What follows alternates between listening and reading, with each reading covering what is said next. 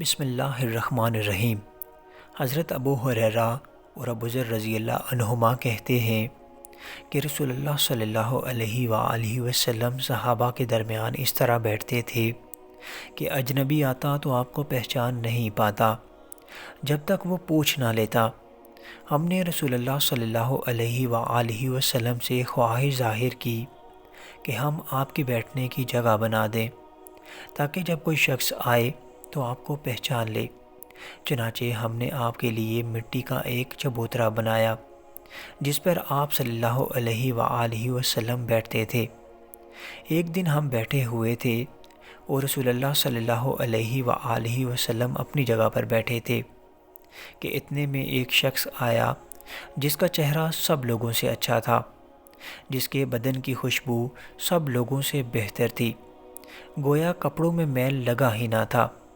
اس نے فرش کے کنارے سے سلام کیا اور کہا، السلام علیکم یا محمد، اے محمد آپ پر سلام ہو۔ آپ نے سلام کا جواب دیا۔ وہ بولا، اے محمد کیا میں نزدیک آؤں؟ آپ نے فرمایا، آؤ۔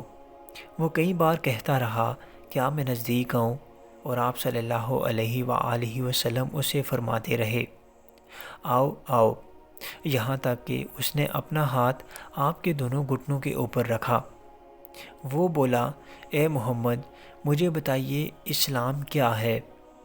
آپ صلی اللہ علیہ وآلہ وسلم نے فرمایا، اسلام یہ ہے کہ تم اللہ کی عبادت کرو اور اس کے ساتھ کسی کو شریک نہ ٹھہراؤ، نماز ادا کرو، زکوٰۃ دو، بیت اللہ کا حج کرو اور رمضان کے روزے رکھو۔ وہ بولا، جب میں ایسا کرنے لگوں تو کیا میں مسلمان ہو گیا؟ آپ صلی اللہ علیہ وآلہ وسلم نے فرمایا، ہاں۔ اس نے کہا، آپ نے سچ کہا۔ جب ہم نے اس شخص کی یہ بات سنی کہ آپ نے سچ کہا تو ہمیں عجیب لگا، خود ہی سوال بھی کرتا ہے اور جواب کی تصدیق بھی۔ وہ بولا، محمد مجھے بتائیے ایمان کیا ہے؟ آپ صلی اللہ علیہ وآلہ وسلم نے فرمایا، اللہ پر، اس کے فرشتوں پر، کتاب پر، نبیوں پر ایمان رکھنا اور تقدیر پر ایمان لانا۔ وہ بولا، کیا اگر میں نے یہ سب کر لیا تو میں مومن ہو گیا؟ رسول اللہ صلی اللہ علیہ وآلہ وسلم نے فرمایا، ہاں۔ وہ بولا، آپ نے سچ کہا۔ پھر بولا، محمد مجھے بتائیے احسان کیا ہے؟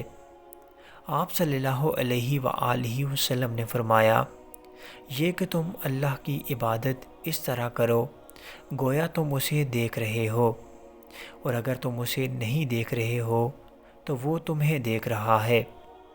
وہ بولا، آپ نے سچ کہا۔ پھر بولا، محمد مجھے بتائیے کہ قیامت کب آئے گی؟ یہ سن کر آپ نے اپنا سر جھکا لیا اور اسے کوئی جواب نہیں دیا۔ اس نے سوال دہرایا تو آپ نے اسے کوئی جواب نہ دیا۔ اس نے پھر سوال دہرایا تو آپ نے اسے کوئی جواب نہ دیا۔ پھر آپ صلی اللہ علیہ وآلہ وسلم نے اپنا سر اٹھایا اور فرمایا، جس سے سوال کیا جا رہا ہے وہ قیامت کے آنے کے متعلق سوال کرنے والے سے زیادہ نہیں جانتا، البتہ اس کی کچھ نشانیاں ہیں جن سے تم جان سکتے ہو۔ جب تم دیکھو کہ جانوروں کو چرانے والے بڑی بڑی عمارتیں بنا رہے ہیں، اور دیکھو کہ ننگے پاؤں ننگے بدن پھرنے والے زمین کے بادشاہ ہو رہے ہیں، اور دیکھو کہ غلام عورت اپنے مالک کو جنم دے رہی ہے، تو سمجھ لو کہ قیامت نزدیک ہے۔ 5 چیزیں ایسی ہیں جنہیں اللہ کے سوا کوئی نہیں جانتا۔ پھر آپ صلی اللہ علیہ وآلہ وسلم نے یہ آیت کریمہ تلاوت فرمائی، بے شک اللہ ہی کے پاس قیامت کا علم ہے، وہی بارش نازل فرماتا ہے، اور ماں کے پیٹ میں جو ہے اسے وہی جانتا ہے، کوئی نہیں جانتا کہ کل وہ کیا کرے گا، نہ کسی کو یہ معلوم ہے کہ وہ کس سرزمین میں مرے گا۔ اللہ ہی علیم، پورے علم والا اور خبیر، خبر رکھنے والا ہے۔ پھر فرمایا، اس ذات کی قسم جس نے محمد کو حق کے ساتھ ہادی و بشارت دینے والا بنا کر بھیجا، میں اس کو تم میں سے کسی شخص سے زیادہ نہیں جانتا۔ وہ جبرائیل علیہ السلام تھے جو دہیہ قلبی کی شکل میں آئے تھے۔ حضرت عبداللہ بن مسعود رضی اللہ عنہ کہتے ہیں کہ نبی اکرم صلی اللہ علیہ وآلہ وسلم نے فرمایا، اللہ تعالیٰ اس شخص کو تر و تازہ رکھے جس نے میری کوئی حدیث سنی اور اسے دوسروں تک پہنچا دیا۔